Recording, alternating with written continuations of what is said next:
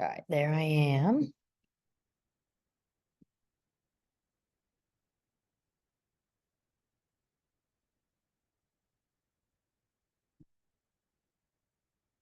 Okay, did you disconnect? All right, there we are. It worked. I got in. Okay, so now go to my meeting and then go to be bigger. He gets his Palmer. Okay, and of course, it's not showing the pages. This is what I just hate about Zoom. Yay. Yeah. Well, mine wasn't showing then.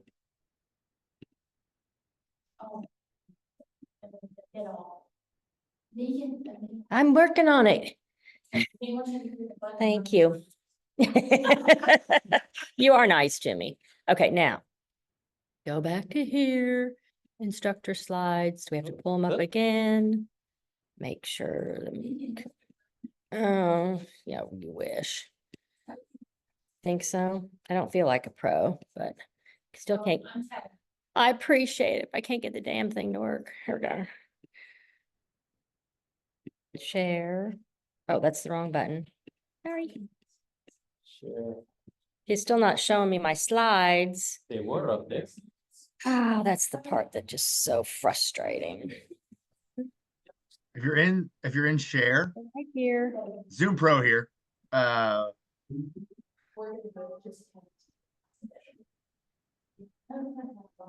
was like, I thought you were. There they are. There they are.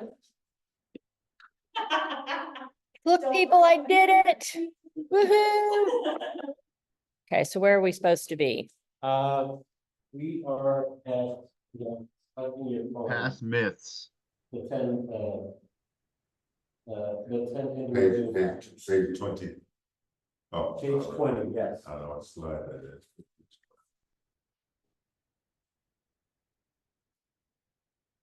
Okay. Are we on this one or next one? Yep, right there. Yay. Okay, let me minimize this so we can see better. Okay, look at this, guys. We're up and rolling. Now, can I see them? I can't see them. Oh. You can if you open that up. Click that second window, second box, I think. Oh, so I can Well, if see. you see all of them over here, then it covers up the screen is the problem. Oh, okay. So there they are. Can everybody hear me? Okay, Yep. Can you hear us? hold on one second.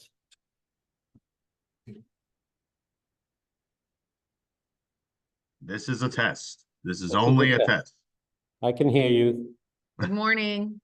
Good morning, everyone. Sorry about Good that. morning. Glad you feel better. First time at the rodeo here. Okay, I don't know who heard me, but I had a whole spiel of stuff, but let's move on. These are the 10 factors that you should be considering when doing your geographical farming. The first one is your goals. You have to make sure you have specific goals for a specific farm. The next one would be your budget. As new agents, we have very limited funds. So make sure that make sure you sit down and you're going over every penny that you're going to be spending in a particular farm. Now, farming could be done cheaply or it could be done expensively. So I always try to look at ways to make it the most affordable way when you're farming. Because remember, when you're farming these folks, these are the folks that you have not met. So, and you want to move them into your Mets. So you have to make sure that you are marketing to them, but market wisely. Don't just go spending money after money if the money's not rolling in yet. Oh. What happened? Did I lose somebody? Oh, we lost again.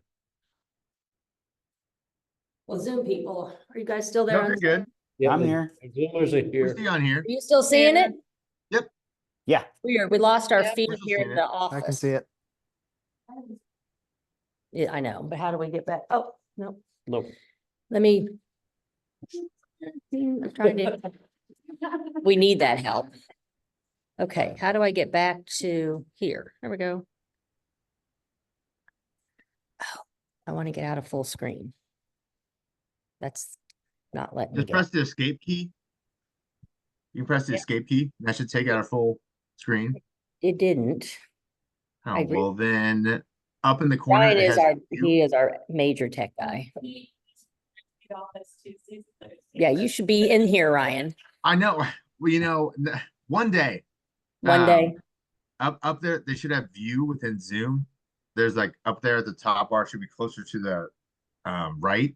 Uh-huh. It's view. If you click view, you'll then be able to go out of full screen. Okay. I'm just getting the thing at the bottom here. You can always stop share, do what you guys Yep. need to do, and then reshare. Thank you. There we go. Yeah, just do that. Pain in the butt, but now I can get back in so I can cast. That's why It it don't takes work me for back to Zoom. full screen here. Oh, my Lord. There Yeah, we go. and then in view, just I up at got the it. top, just go to like, yep. I tell you, I tell you, We're this working Zoom on it. stuff. it's a hassle, man. Okay, now we're back on in here. So now I'll go back down. Then and get you reverse the guys steps and then share in on. the Zoom there. there. Now, See, Megan, you're becoming that. Did I do expert. it? Woohoo! You did it. Look at you. Oh, I'm amazing. All right. You can go home for the day. okay. Oh, my Lord. Okay, go up here. Go here, right? Yeah. Drag this down. Go here. I tell you. How fun. Ah, I jinxed it. I don't know why it doesn't want to stay on there for us. Yeah, it's back on. Okay. Never try it again. All right. Christine is talking, I think. So we just need to go back to page.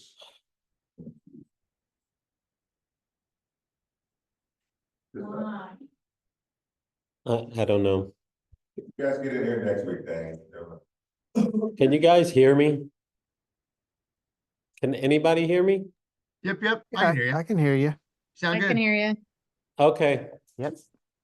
well, we keep losing our screen here in the office, so we're in slide number 20.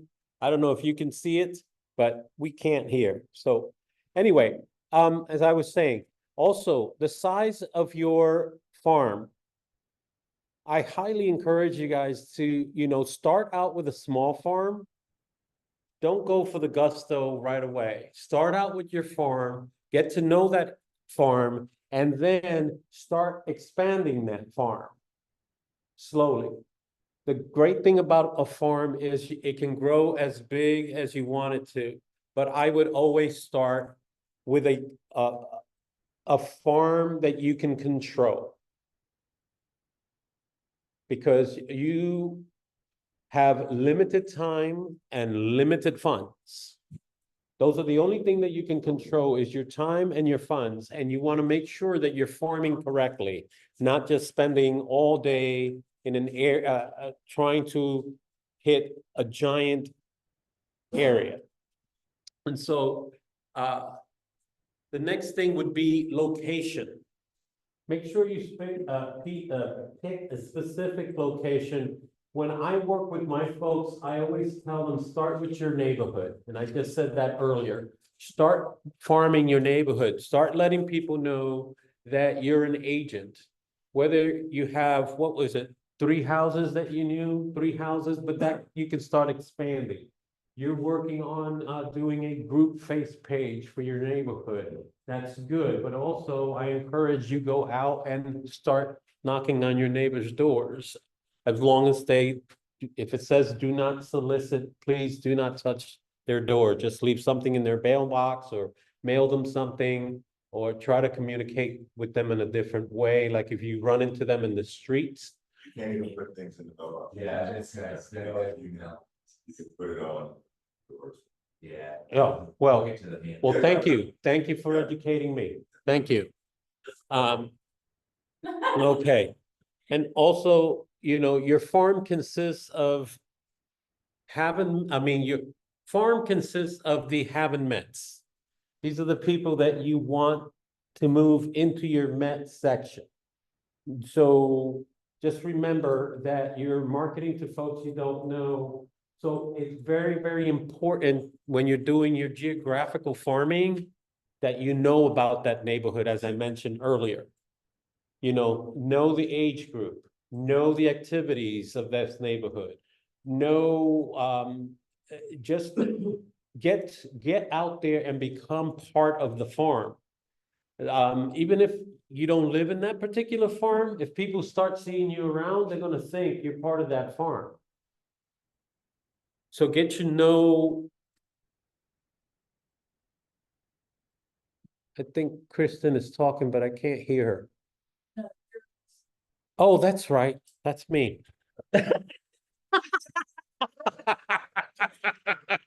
Sorry, folks. It's been a day. It's been a day. Okay. Also very important is to know the average sale price of your farm. And you guys know how to go in and do a comp report, and you can kind of find out what the average sale price of the neighborhood is. And this is very important because when you're setting your goals, it goes back to number one. It's very important to know the average price of that neighborhood. And also another important factor is I was going to just point up here, number 7, but it's the turnover rate. What is the turnover rate in this neighborhood? And why is that important to know?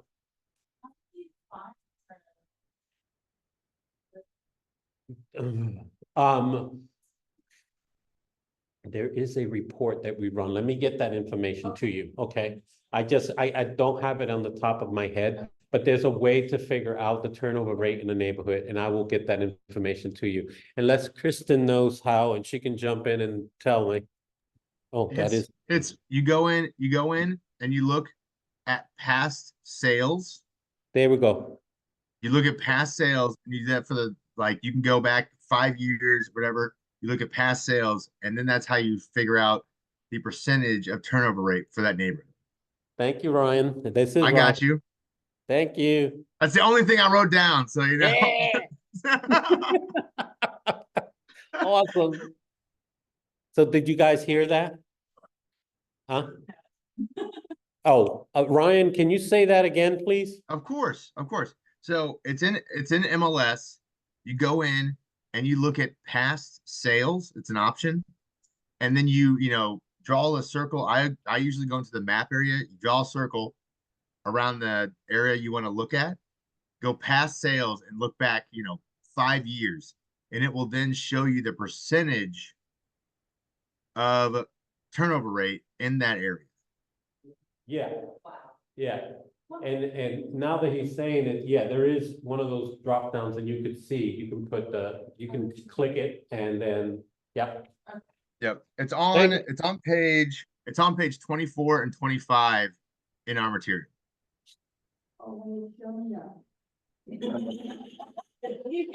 Awesome, Ryan. Thank you. Hey, no problem, guys. All right, guys. I'll see you later. I'm out of here. All right. The market condition, very important to know the market conditions. And if you know the market that we're in currently, the market that we were in, very important to know the conditions of the market, because you need to know if there's a shortage of housing in the neighborhood. It's so very important to know the market condition. And you guys can stay abreast of all of this through your, all of the information that you get through MLS and all that. Please be reading all those reports. And also MLS puts out a report every quarter, they put out a report on how the market's doing. Every month, sorry. Please make sure please make sure that you're reading those reports. Because it tells you how the market is doing. And it also, and I believe, if I'm not mistaken, it breaks it down into like geographical areas, zip codes and all, it gives you all good information. And so, and also, 9, know your competition. If you're farming an area, see if there's another agent that's also farming that area. Because remember, not every agent is going to dominate that market. And so there is enough out there that we can share a farm. Because I believe I was reading it's only 20, like every agent, even though they can advertise that they don't, they dominate that market, it's not true, folks. Yeah, Because they only probably are dominating probably about 25%, that means there's still 75% of undecideds out there. And if they're seeing you, then they're going to be remembering you. But if you're not farming correctly, if you're not staying constant in your farm, then you're going to lose sales. Because farming starts out slow, folks. This is not something that's gonna give you returns overnight. You're planting the seeds, and and you slowly watch them grow. Now, there is gonna be a point, maybe 18 months down the road, that you're gonna start seeing your revenue, you're gonna start seeing the payoff, but you've got to stay consistent. What is it? Consistent and Persistent, yes. How? Okay, so I never realized the different types of farming, like with the, called the siphon, right thing. I guess like, how would this particular farming relate to like what you're talking about? Like if I want to do a class about like the financial stuff, how would I just stay consistent with teaching that class? I mean, I'm gonna get different people, Mm-hmm, but it will Yes. help me a more intimate versus like 100 people. right. That Well, would just- Well, as I mentioned earlier, you have to know the people in your group that Okay, you're farming. Yeah. Age, activity levels, whether they're families with small children. This is, when you know that market, this is how, geographic, demographic, and psychographic all intertwine. okay, Because there comes a point where everything intertwines. yeah, And when you know that, then you know that you are better prepared to farm that market because you know exactly who you're farming to. If you don't know who you're farming to, you're gonna walk into a class blindsided. You know, you have to know, okay, I'm teaching this class today of millennials. yeah, Okay, let's use millennials as an example. And we all know that millennials are currently, I think, the largest buying group right now. Okay, so you need to understand what millennials like. Like clean, straight lines. yeah, Modern.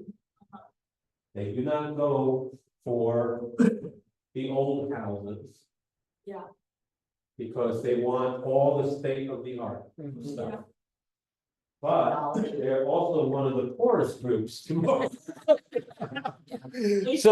So we need to be educated on how to get that individual prepared to buy a house. okay, Because they have the revenues, they're very educated individuals, but they don't have the savings.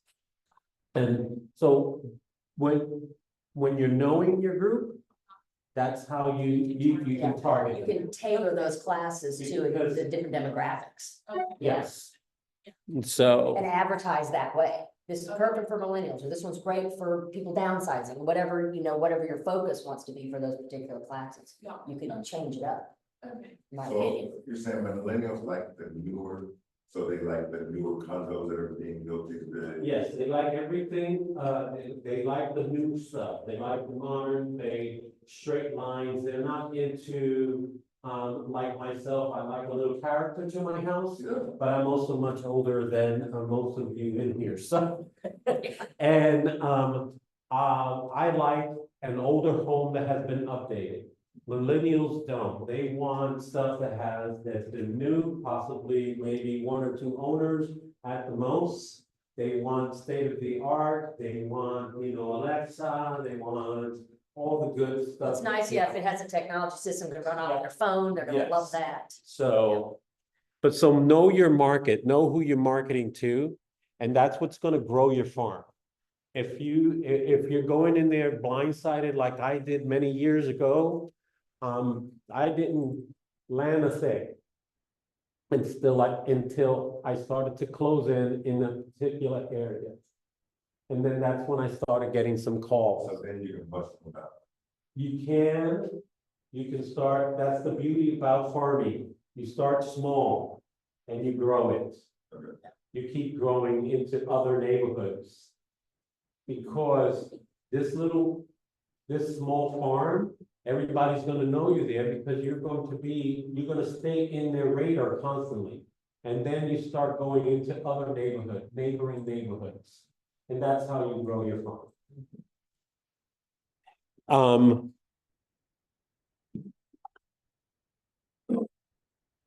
The things that you can control, and this is very, very, very important, is your time and money. Very important that you,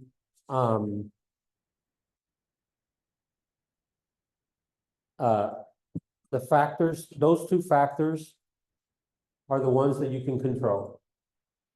So know the market and budget wisely.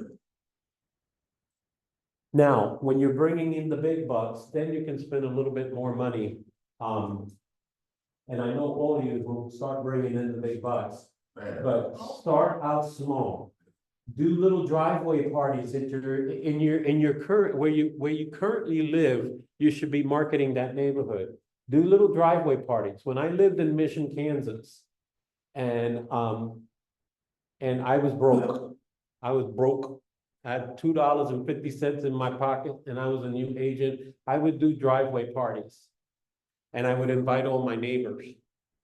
And my neighbors, whoever, they just brought their own beverages and stuff. And we just sat around and had a little kumbaya and talked, and it gave me the opportunity to tell them that I was a new agent and that I would appreciate them letting other folks know.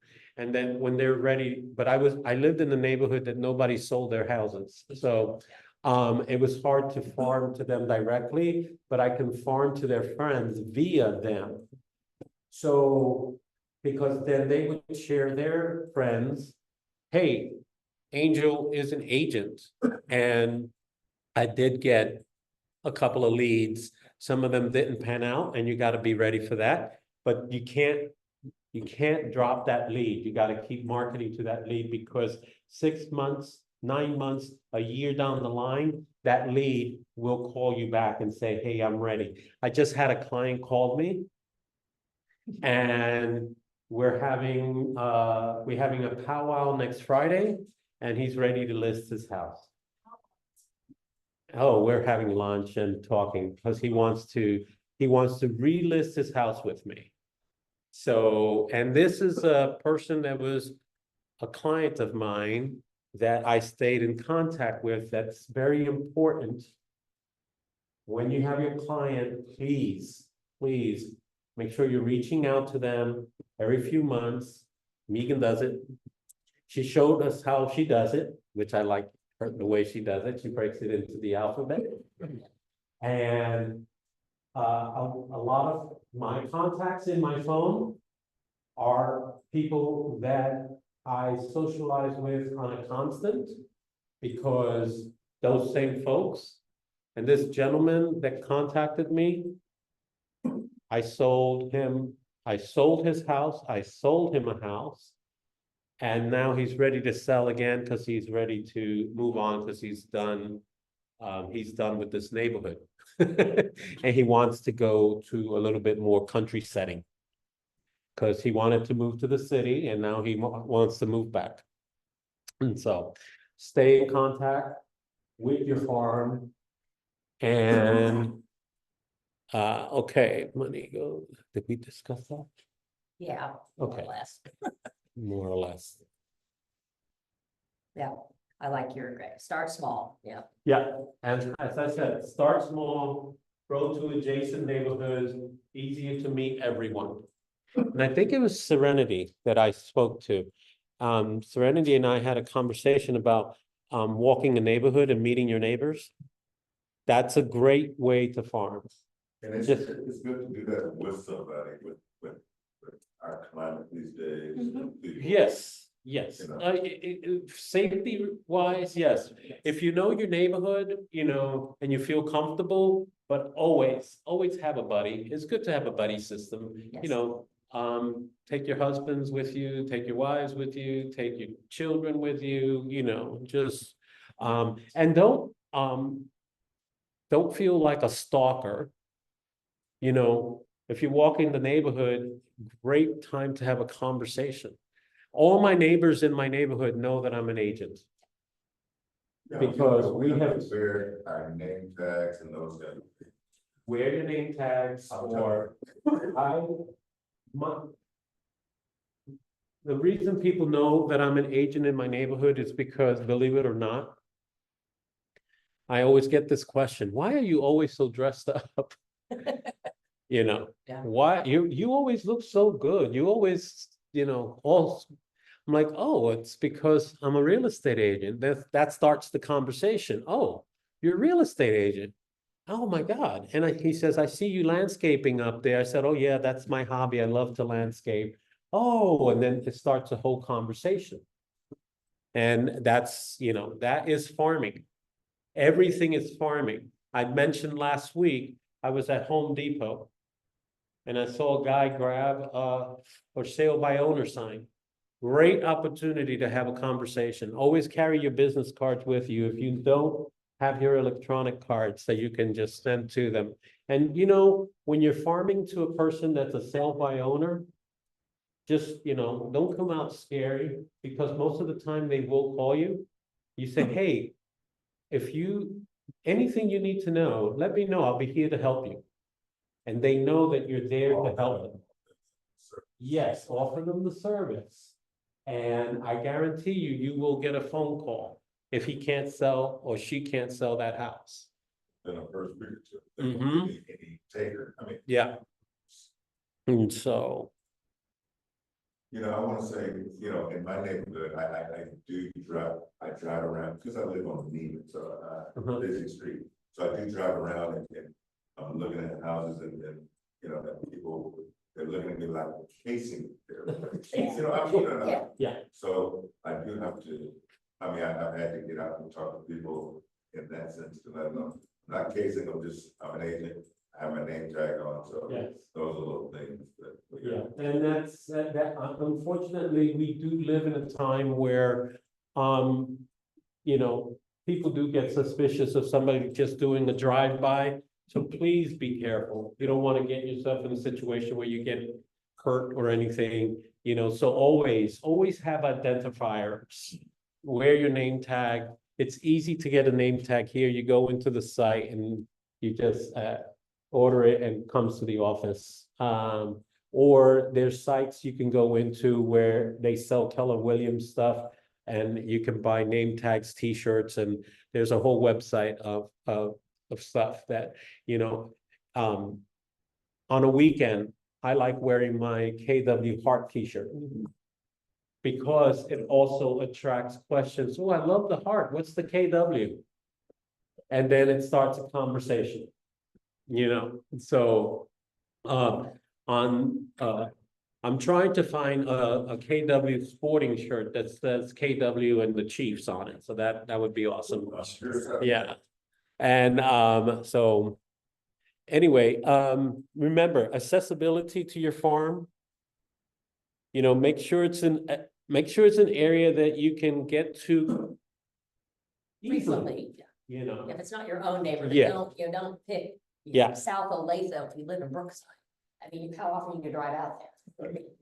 It's gotta make Yeah. sense for you to Yeah. want to farm that area. Yeah, the kind of homes that are in that neighborhood. The desirability of that neighborhood. It's good, make sure that you are making yourself aware of all of this. Because remember, when you're farming, like any agent, you have to become the expert of your farm. So knowing your farm is very, very important. As we discussed earlier, the average sales price, the turnover, make sure you're aware of all of that. And Ryan has already instructed us on how to find the turnover rate. He's on top of this MLS stuff. Okay.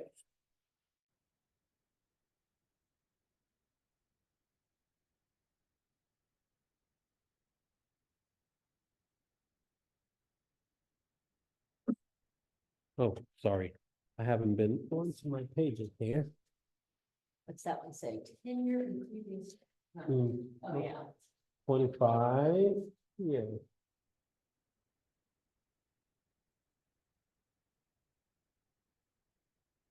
It says confirm the age of the owners in the neighborhood.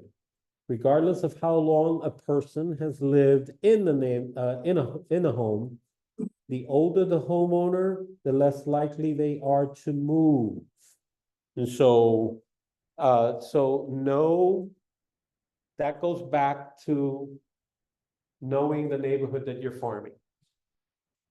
Even if it's your own neighborhood, the best way to start getting connected to it is go to the home association meeting or join the board. Yeah. You have access to all the information about the neighborhood. Yes. Like I said on my HOA board. And so, I help do the mailers and I help, monitor the people coming in and out of the neighborhood. So you get to meet up with the new people. It's just a great way to connect with everybody. No.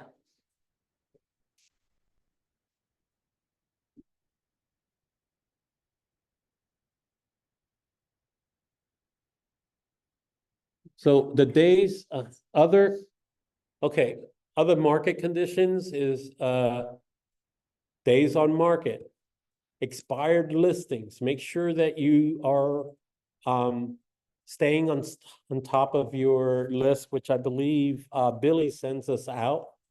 Stay on top of that list. If any of those homes are hitting your target market, your farming market, make sure that you're marketing to those folks.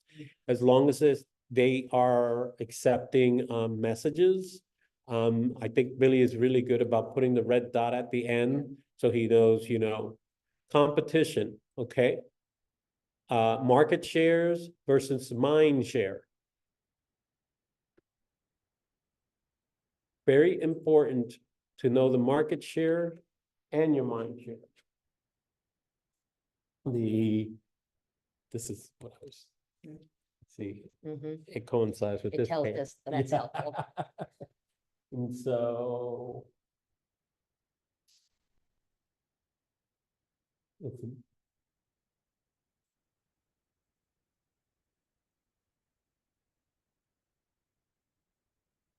Also, fit within your market. It talked about fitting within your market. Does that market fit with you as the individual? If a market does not, glasses are filtered. Can't. If you don't feel a fit within that market, you probably are not going to do good farming in that. You have to make sure that it fits within your realm. And, okay.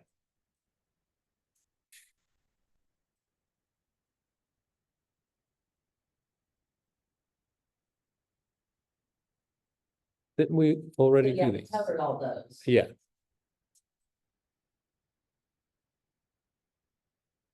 Yeah, these are different types if you. Yes, here we go. Other. So, yeah, these are popular niches here. Specific generations, Hispanics and Latinos. So my market, my farm is Hispanics and Latinos, because when I market KCK, that is large populations of Hispanics and Latinos that live there. You have your foreign-born customers, you have your customers that are arriving to the United States, buying their first home in this country, they're going to need a lot of hand-holding because a lot of folks don't realize the process of buying a home in the United States. Very well. Very, very different. Even in my community, a lot of folks have been there for a long time. There's a lot of renters because they don't believe that they can buy a home in the United States because of the residency status in the United States. Although if you're a permanent resident, they don't realize that you can still buy a home. It's just different process that they have to go through. And it is our place to teach them the process, hooking them up with the right lenders that can get them into a home. And also a lot of them there's a lot of fear that goes into buying a home, believe it or not. The biggest thing that I hear in my market is that because they're not a citizen of the United States, they think they're going to get deported.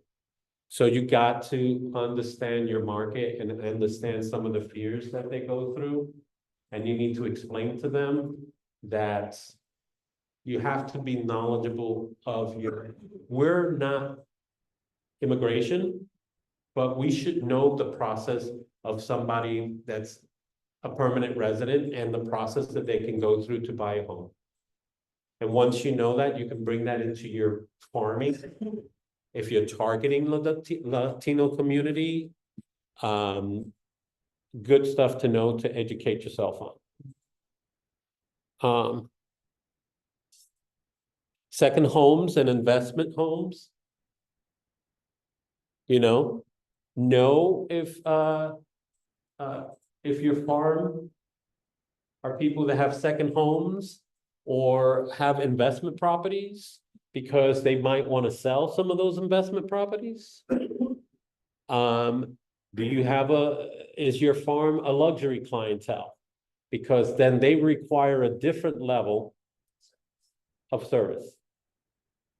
And that's how, you have to know what level of service you're going to provide them. Are you providing them the 4 levels of service?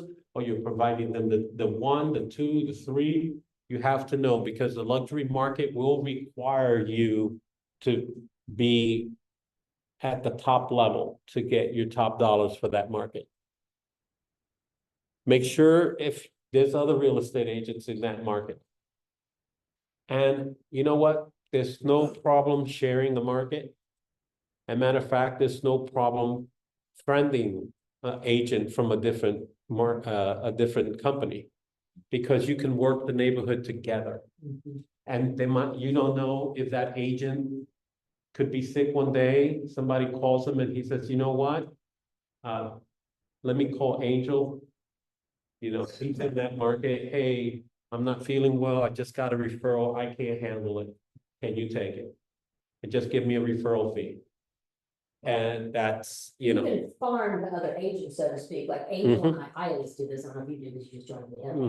I let everybody know that I speak Spanish, so if other agents in our brokerage need help with a Spanish speaking client, they'll call me, they refer me business. It's a great way for me to farm with them, because I can provide them the services they need. And then, so if you have a special skill, you can share that with the other agents, and they can use, you benefit from it. So. Other niches. Here are your other niche. Oh, we're up here now. Okay. Yeah. Yeah, it's finally. Single buyers. Single buyers are a great niche. I just read an article that just came out recently in one of my real estate magazines, Pet Friendly Neighborhood. A lot of single folks have pets. And not only have pets, but pets are part of your family. So they like a home that caters to a pet. And a neighborhood. And a neighborhood that caters to a pet. Sidewalks, parks close up. Yeah.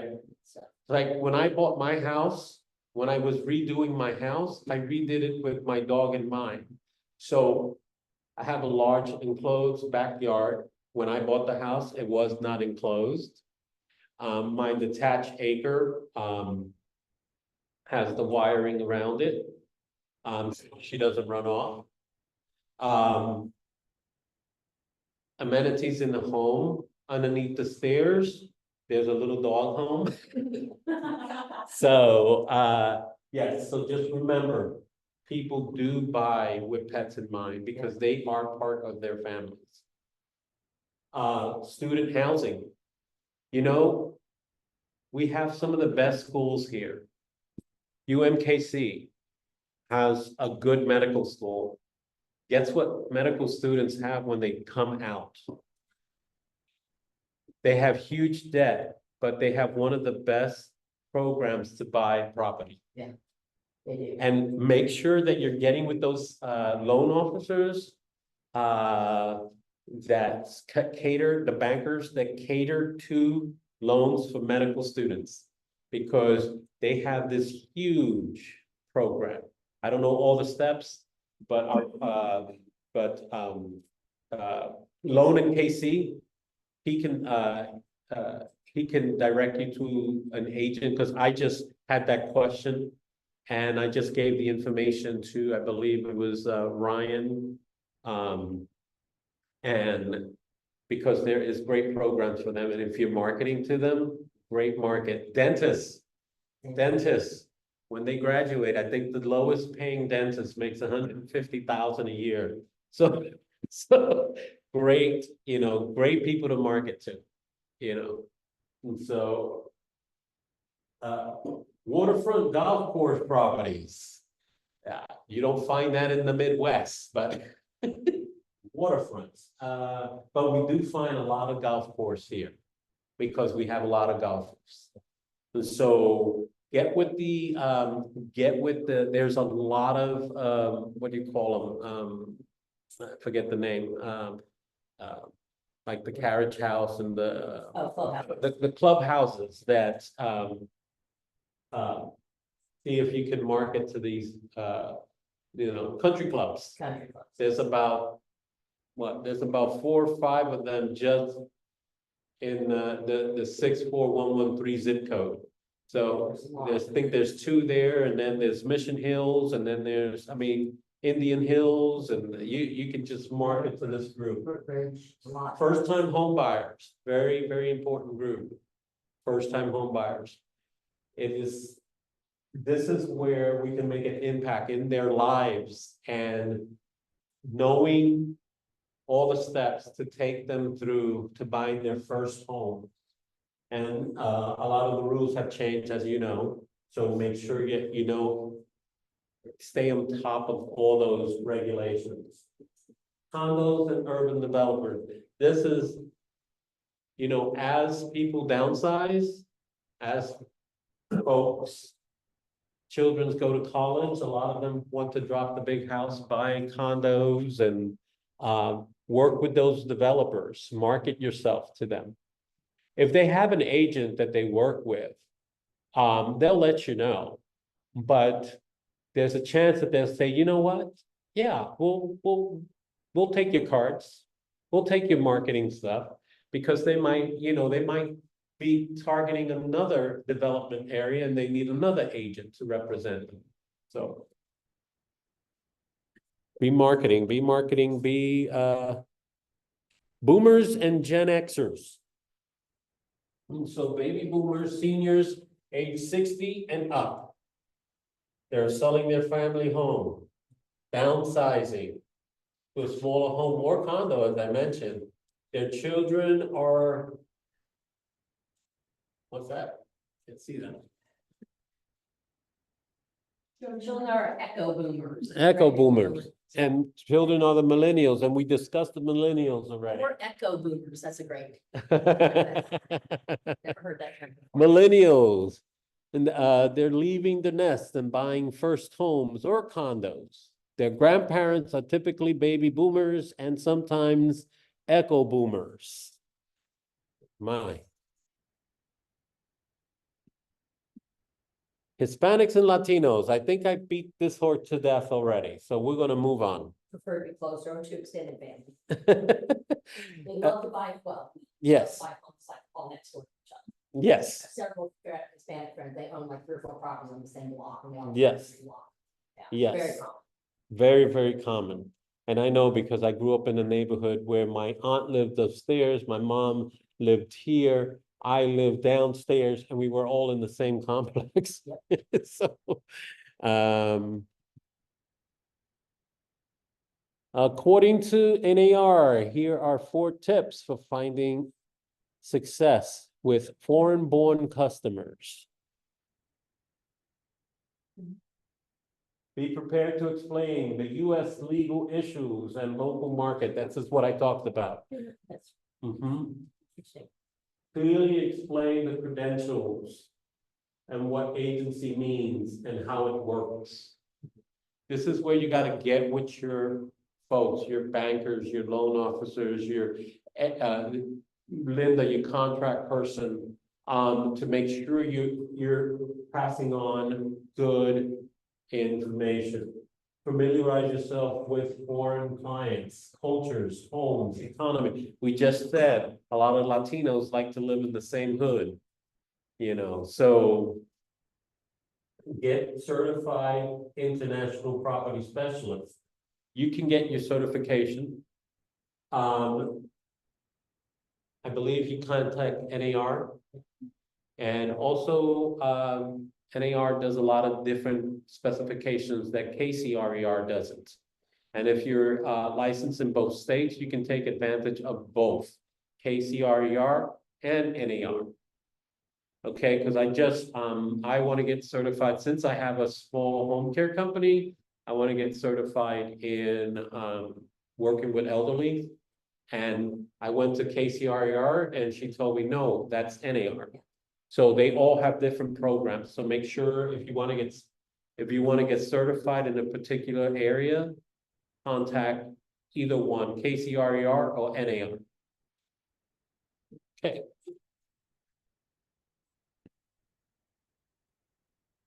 Learn the language, folks. Learn the language. Learn their customs. Market in their language. If that's it, okay, so Megan and I can market in Spanish. So, and we can also market in English. And we also understand the culture. So we can work. For you guys, it's important. I always say, learn a second language. And you have to remember, Latinos are the fastest growing population.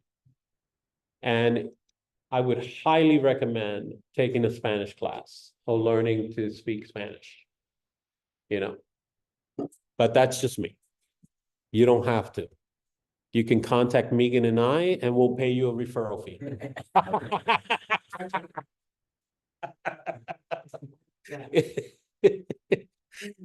Investment buyers, 35% of the profit. Wow. Yep. So second home and investment buyers, 35% of sales, home sales are second homes. Buyers are typically baby boomers. Baby boomers, baby boomers. Yeah. Remember to be reading your book, folks. Check out the Millionaire Real Estate Investors, the MREI Client Workshop Kit. It's in your, I believe you guys all have this, right? Well, Yeah. I know, I had to go and buy the one with the tabs because it just makes life so much easier. And so now, selecting your farm.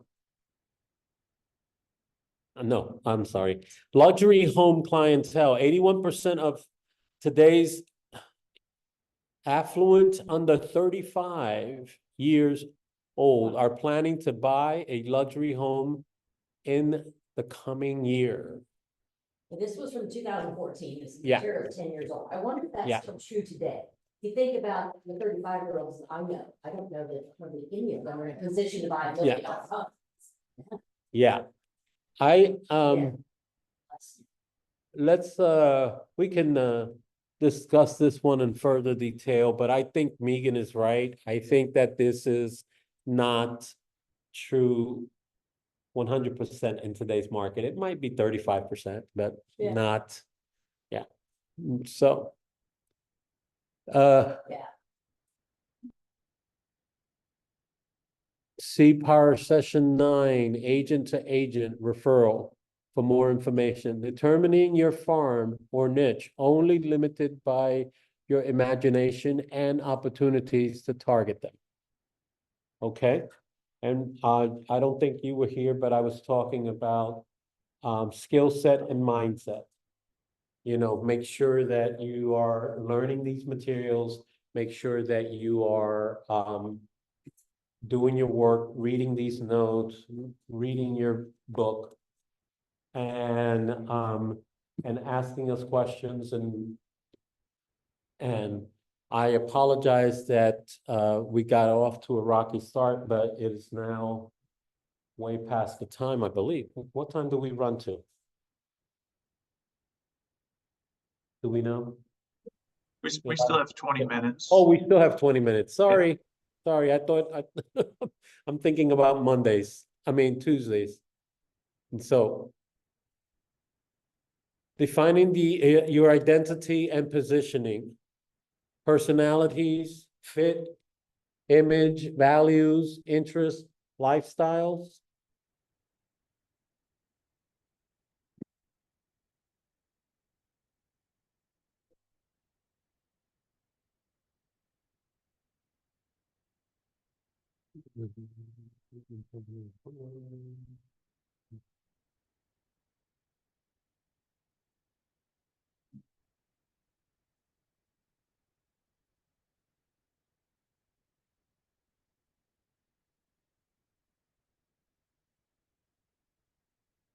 So what business are you in? Beyond just saying you are a real estate agent, what business are you really in? Once you have selected the farm or niche you want to focus on, you must define your identity so that you position yourself as the first real estate agent who is top of mind with your targeted haven't mets.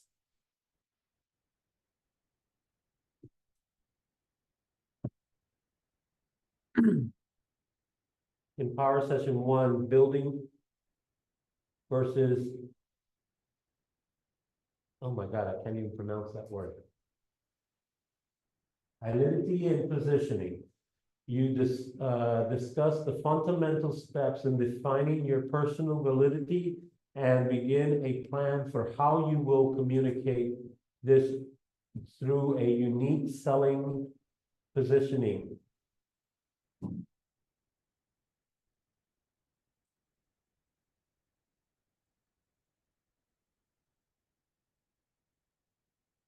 Now, there is an exercise coming up.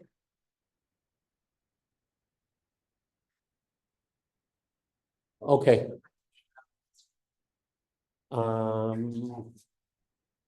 Which one should I? Okay.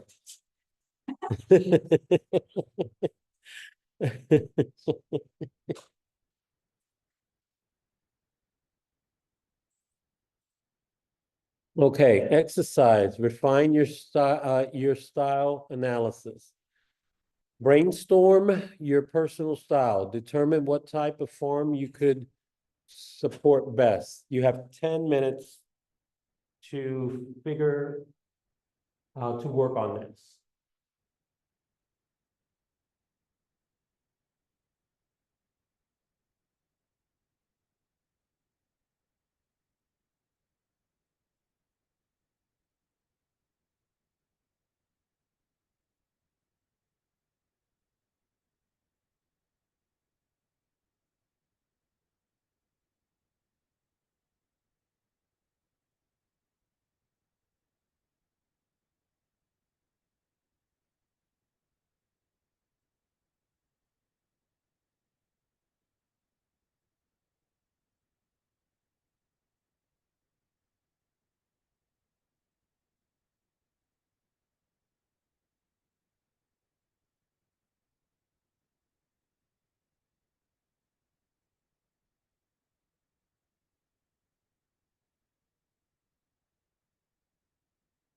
I'm sorry, page 35, yes.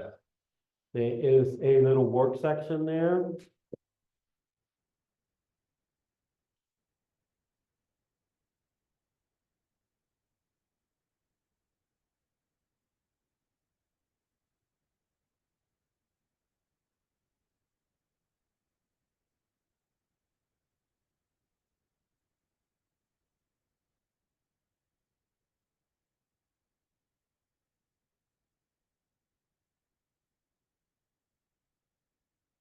And you're working on is your style, and just circle one of those, what you think your style is?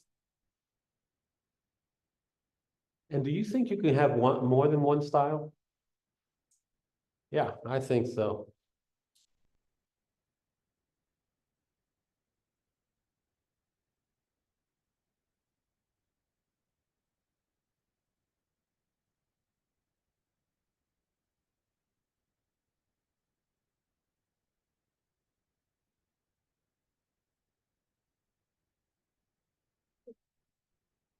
Mhm.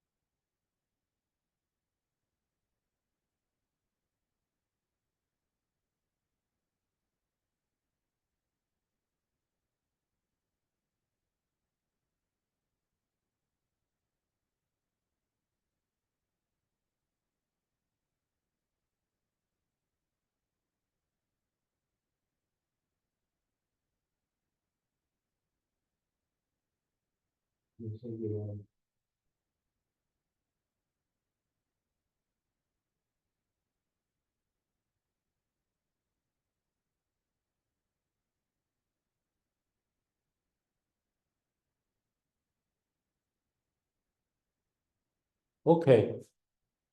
So let's take a second to look at this, defining your style.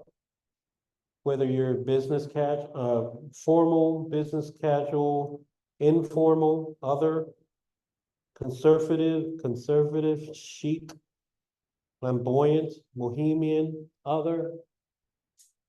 There is because we all have a certain style that we bring as an agent.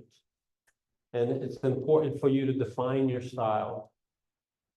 And it makes you who you are, and also like, are your clients luxury, middle class, working class, combination?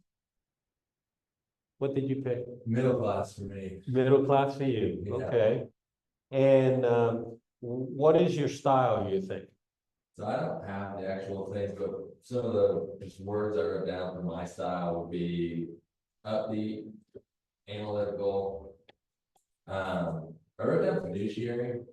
I think I allow that to kind of creep into my style a little bit, just that,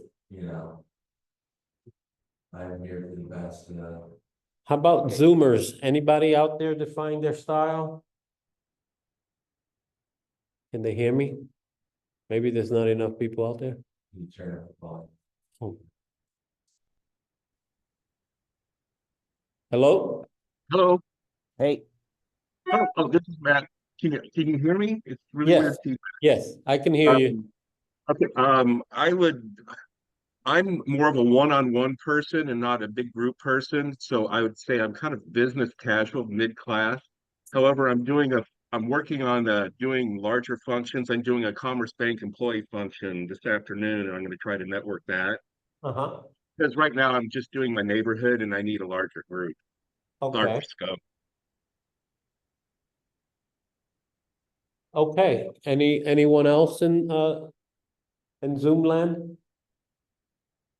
well, I like the fiduciary comment because I feel like I'm trying to be a resource and I'm trying to be knowledgeable, and I'm trying to be held accountable. And Yeah. so that's targeted toward, I got a couple of different societies that I belong to in the medical community. And so I have good access to those and the schools that they came from. But, they really want somebody that is, knowledgeable and somebody that has experience. And Yeah. so probably gonna have to piggyback with some others to get this fully functioned, but that's kind of the style and the target of the new farm that I did in this exercise. Now, this is interesting. How do you describe yourself? What makes you unique? What makes you memorable? Have you guys ever thought about that?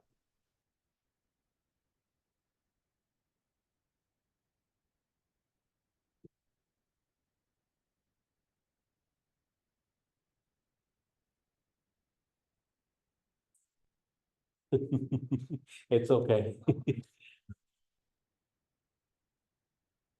I feel like being a modest woman is easier about me. Uh-huh.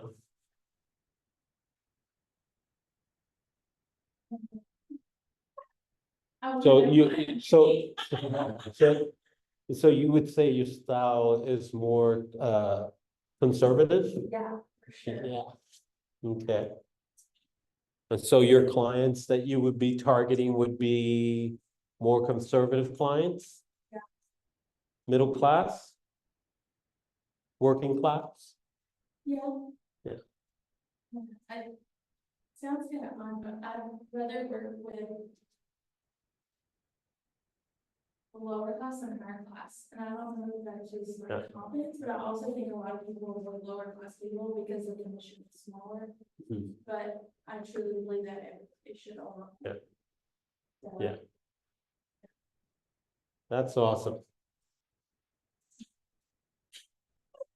Well, one of the things that, like the way I see myself, I'm a little bit more, on the flamboyant side.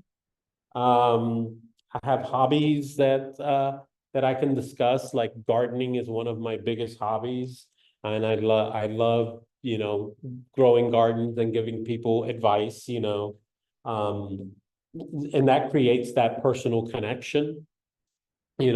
So if you have hobbies that you think your clients might be interested in, um, uh, then, that's what sets you apart. So sometimes I like to wear interesting glasses, believe it or not, an agent that I probably going to meet who happens to work a really good farm.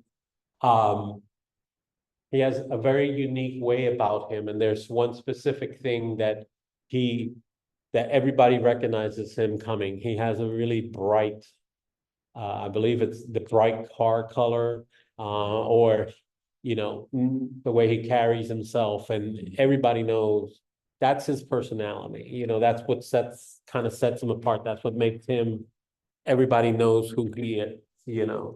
So, and, um, so your values, the next exercise we have is the,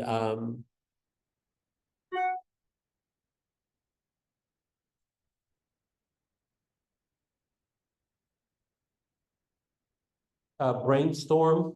if you want to brainstorm about, your values, your specific knowledge and expertise,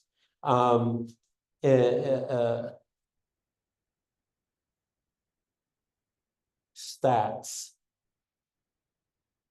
buyer's network, all of those go into play, and how do they benefit your client?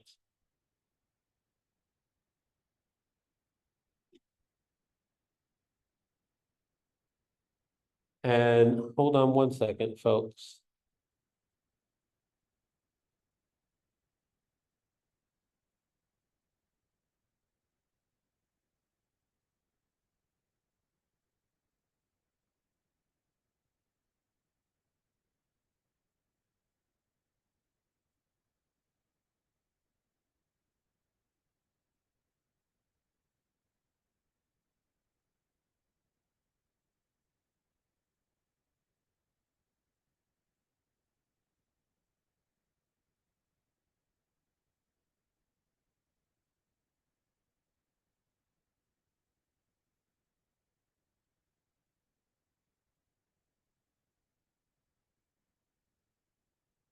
Okay, let's go, since we only got 4 minutes left, let's jump into the myths.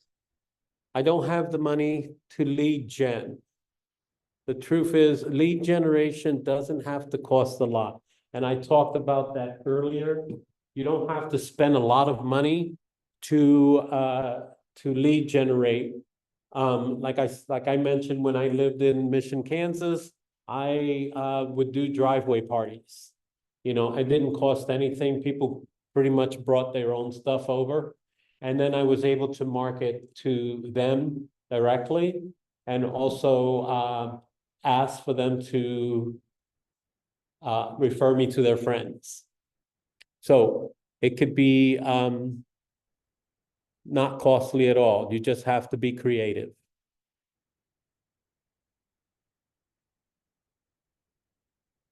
You have to establish a reputation. Okay. Your reputation versus your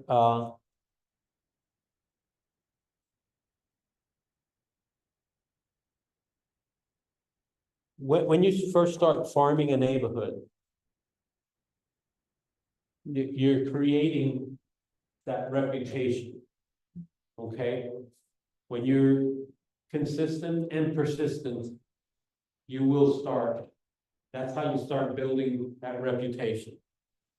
After that, you build that reputation, you then can start developing relationships with them. Your reputation, you have to be sincere. They have to know who you are as a person. They have to trust you. You have to, they have to know who you are.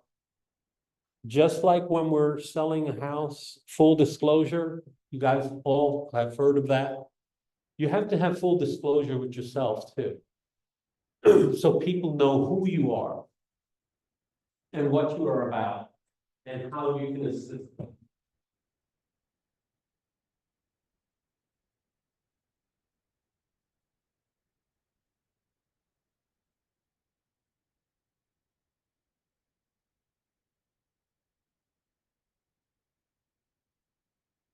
Prospecting in your farm, relationship farming, prospecting base, and marketing enhance.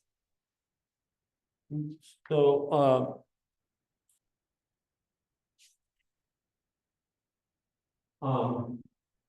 just like I've been mentioning it throughout this whole, you got to when you start working these farms, and you start putting your reputation out there, you start building relationships, they start trusting you. That's when the seeds that you plant are going to start growing. And it won't happen right away, but you have to continue to farm the community. You have to, it can't be a one and done. It has to constantly, you have to constantly go out and farm that community. Now, how do you think, how would you go about, marketing your farm, building that relationship? I mean, the ones that come to mind for me are door knocking, Mm-hmm, or just like some sort of marketing blast, or just a newsletter, mm-hmm, maybe go see the house, the farm, mm-hmm. you know, something like that. Yeah.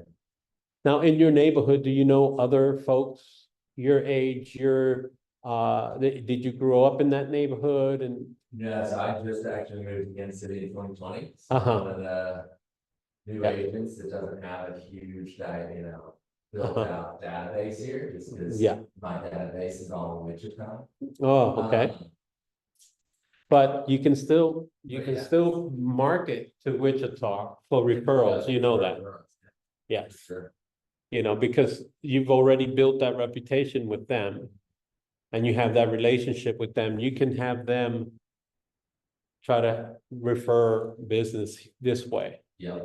Now, are you dual career or, I was until March. oh, okay, Full-time real estate. you're full-time real estate, okay. Well, so getting out there and building your reputation is, I think we're gonna have to go, I think there's another meeting starting soon. And so, but get yourself out there. Start, building that trust with the community that you're living in currently, Mhm. you know. And how many, for a farm, like, how many touches per month? Like built an existing farm, is like one touch a month enough to keep yourself in front of? a farm? No, not one touch a month.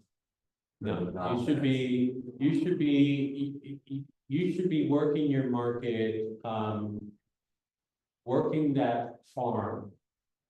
You have to dedicate time Mhm. for that farm. And I would do that, until you get, until you start building that community, you should follow the way we do lead gen. Gotcha. So just- Yes, do the same touch system for, your farm. Just follow the same structure. Because it all intertwines. And that's why you're in the class, because you're going to realize that everything is gonna, it's all gonna come together. So you should be touching your farm more than once a week. Okay?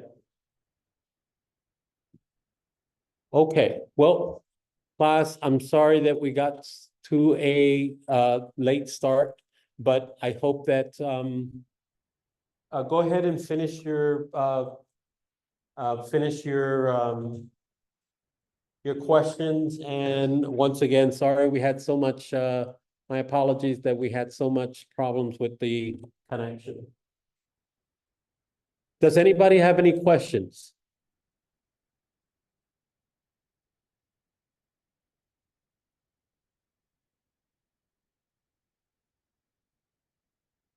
Somebody's, no, that's me. Okay, have a great day all. Thank you so much.